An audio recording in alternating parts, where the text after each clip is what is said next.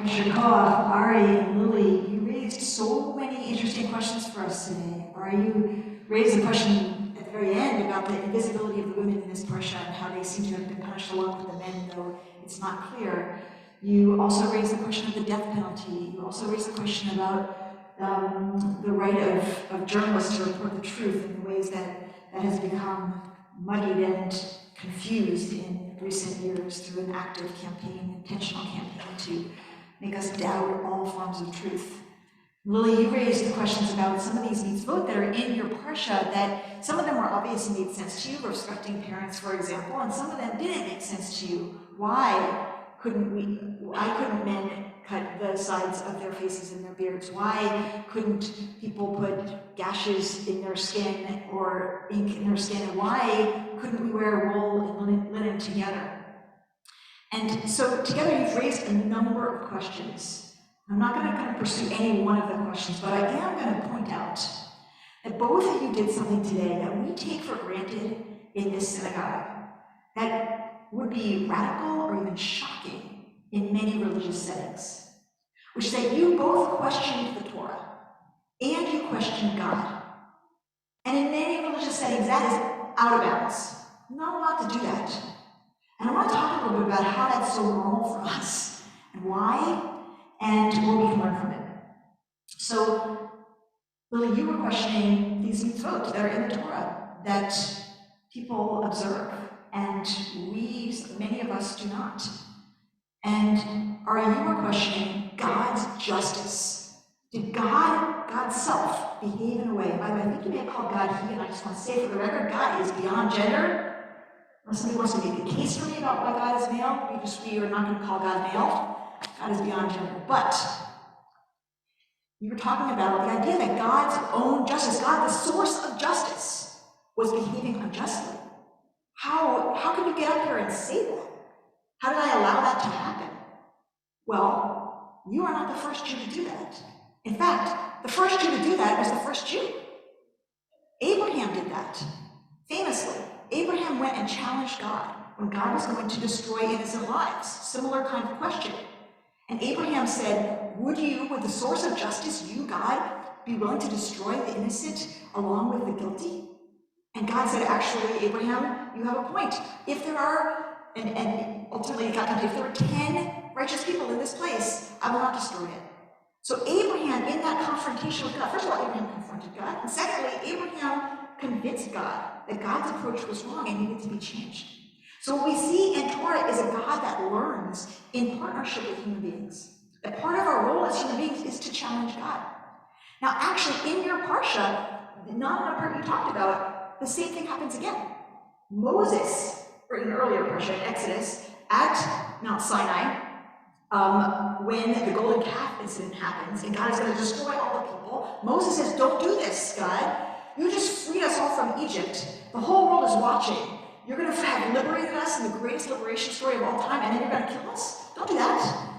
And God says, you're right. Sometimes I need to be reminded of my patience and my loving kindness and my compassion and my withholding of anger. And so God taught Moses 13 attributes of God that Moses was instructed. God instructed Moses, you have to remind me of my better self when I get upset. And so Moses did. And in your parsha, Moses does again.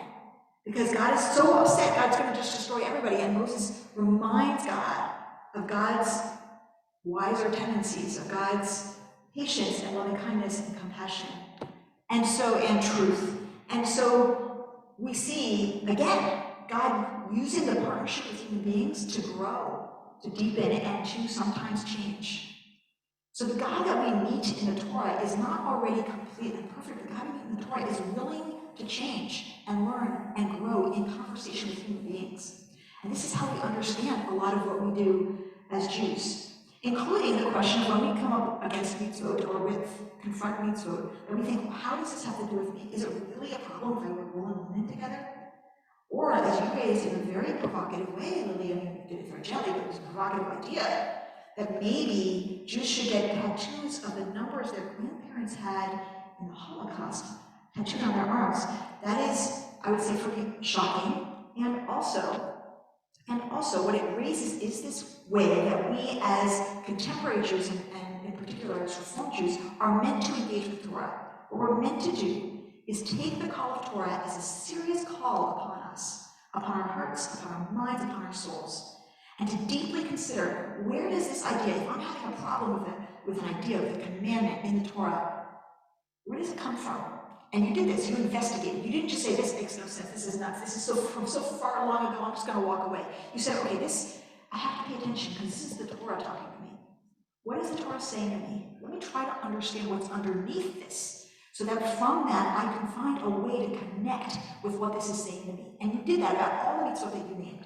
You looked for previous sources of other thinkers that preceded us in time who investigated the question and had an explanation. And then you used your own conscience to evaluate that explanation and see, did it fit for your understanding of what a good Jewish life would look like in our time? That's the process of being a Reformed Jew. It isn't just saying, we're Reformed Jews, and so we can just, we don't have to take it literally, we don't have to take it even that seriously, we can just do whatever we want. It's not that. It's taking it as a deep call on our souls, our minds, on our hearts, and contemplating the way in to something that we find challenging, difficult, maybe even offensive. And in some cases, reclaiming it in an alternative or creative way that fits our times and fits our conscience. That is our process. And to connect all of this to this week's parsha, Vayishlach, we meet Jacob this week. We've already been meeting him in previous weeks, but we continue with him. And he is on his way to meet his brother Esau. If you remember the story of Jacob and Esau, it did not go well. Jacob had fled from Esau's presence because Esau wanted to kill him. And now he's on his way back to meet him, and he's terrified. And he's afraid that Esau's coming. He hears that Esau's coming with a great number of men, and he's worried this is an army, and Esau's coming to kill him. And he's terrified, so he sends all of his family across the river and all of his belongings and all of the people with him across the river, and he spends the night by himself on the side of the river. And what happens that night while he's terrified is he wrestles with, let's call it a divine being. He wrestles in the night with somebody. We don't know who, but he wrestles all night long.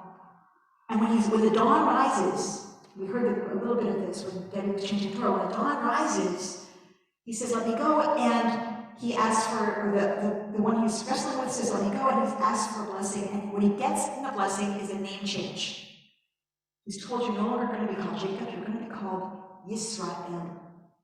Because you have wrestled, Yisrael means, you have wrestled with divine beings and prevailed. Yisrael means God wrestlers. We are Israel. We are Yisrael, we are God wrestlers. I know that there are people here today in this sanctuary who do not believe in God, who may feel like Torah is far away from them, who may feel like they just walk away from this whole tradition.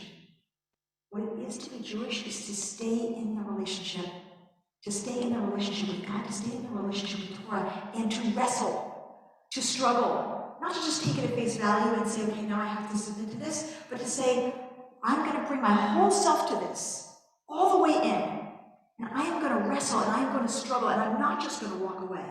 But I'm going to find what is true here for me, what I can understand and connect to and relate to and be whole with.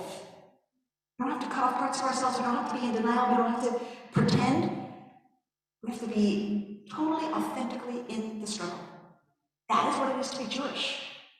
That is what Yisrael means. That is the name that Jacob got and that we have inherited. And when Jacob left that place, he called it Peniel, for I have seen the face of God here. We are meant to be in continual relationship with the divine, struggling as we do, finding our way, looking for ways in all the time, trying to see, did someone before me understand this in a way that I could learn from, that I could find access to, that right now this seems like it makes no sense to me, or like it's too remote, or like it's even offensive, but is there something I'm missing here? Is there some question I haven't asked? Is there some better way I can understand this to stay in the relationship? And that is what I love about this place, is that you can get up here, Ari, and say, God did the wrong thing. You can get up here, Lily, and say, like, I don't get what these have to say to us. And yet you're still here, and we're still in the conversation together. And that is how our tradition evolves and changes with us. And that is how we stay a people with one another. And that is how we stay in the presence of God. Shabbat Shalom.